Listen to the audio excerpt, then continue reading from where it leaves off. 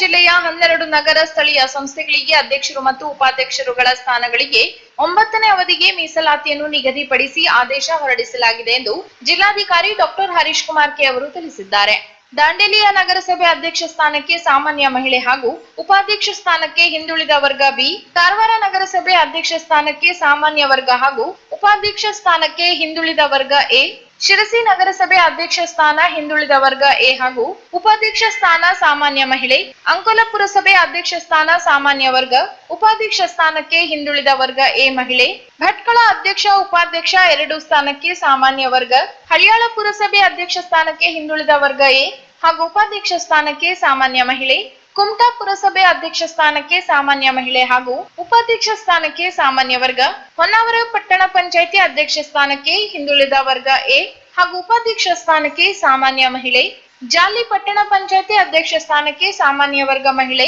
ಹಾಗೂ ಉಪಾಧ್ಯಕ್ಷ ಸ್ಥಾನಕ್ಕೆ ಹಿಂದುಳಿದ ವರ್ಗ ಎ ಮಹಿಳೆ, ಮುನಗೋಡ್ ಪಟ್ಟಣ ಪಂಚಾಯಿತಿ ಅಧ್ಯಕ್ಷ ಸ್ಥಾನಕ್ಕೆ ಪರಿಶಿಷ್ಟ ಜಾತಿ ಮಹಿಳೆ ಹಾಗೂ ಉಪಾಧ್ಯಕ್ಷ ಸ್ಥಾನಕ್ಕೆ ಸಾಮಾನ್ಯ ವರ್ಗ, ಸಿದ್ದಾಪುರ ಪಟ್ಟಣ ಪಂಚಾಯಿತಿ ಅಧ್ಯಕ್ಷ ಸ್ಥಾನಕ್ಕೆ ಹಿಂದುಳಿದ ವರ್ಗ ಎ ಮಹಿಳೆ ಹಾಗೂ ಉಪಾಧ್ಯಕ್ಷ ಸ್ಥಾನಕ್ಕೆ ಸಾಮಾನ್ಯ ವರ್ಗ, ಯಲ್ಲಾಪುರ ಪಟ್ಟಣ ಪಂಚಾಯಿತಿ ಅಧ್ಯಕ್ಷ ಮತ್ತು ಉಪಾಧ್ಯಕ್ಷ 2 ಸ್ಥಾನಕ್ಕೆ ಸಾಮಾನ್ಯ ವರ್ಗ ಮೀಸಲಾತಿ ಪ್ರಕಟಿಸಲಾಗಿದೆ ಎಂದು ಅವರು ತಿಳಿಸಿದ್ದಾರೆ.